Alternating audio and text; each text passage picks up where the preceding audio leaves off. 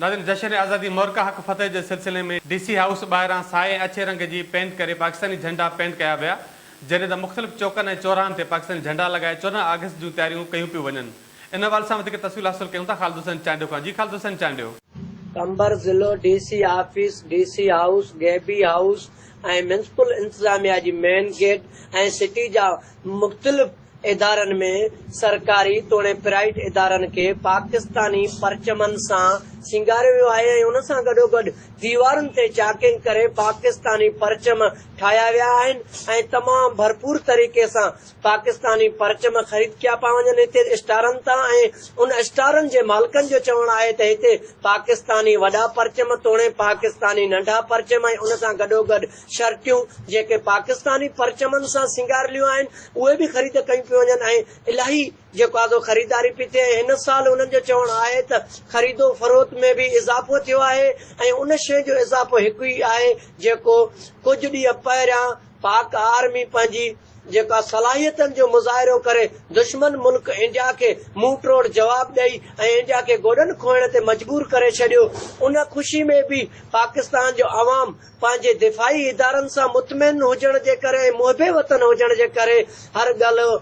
गली हर महले में पाकिस्तानी परचम लॻाया विया आहिनि। तोड़े नंढा तोड़े वॾा परचमनि सां गलियूं महला ऐं सरकारी इमारतूं ऐं जेको आहे सो स्कूल ऐं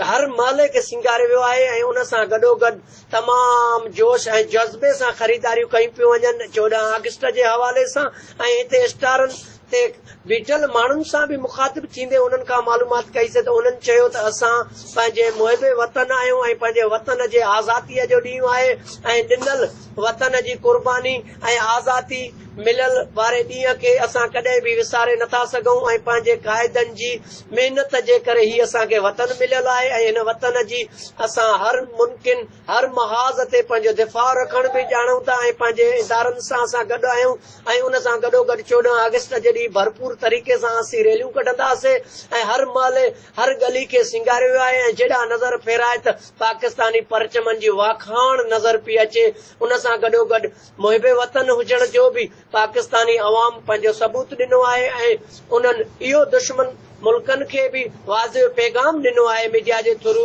त तव्हां जेकॾहिं असांजे वतन ते मेरी अख सां ॾिठो त तव्हांजी अखियूं कढियूं वेंदियूं ऐं यादि रखो त पाकिस्तान जो हर हिकु फर्द फैमिली जो सम्झो आर्मी आहे ऐं आर्मी जो सिपाही आहे ऐं उन सां गॾोगॾु मुहिबे वतन हुजण जूं बि उन्हनि काफ़ी सलाहियतूं आर्मी जी सलाहियतूं कयूं ऐं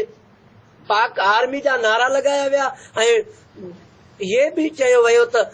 आसिम मुनीर तुम कदम बढ़ाओ पाकिस्तान का हर अवाम आपके साथ है। जी वॾी महिरबानी ख़ालिद हुसैन चांडियो।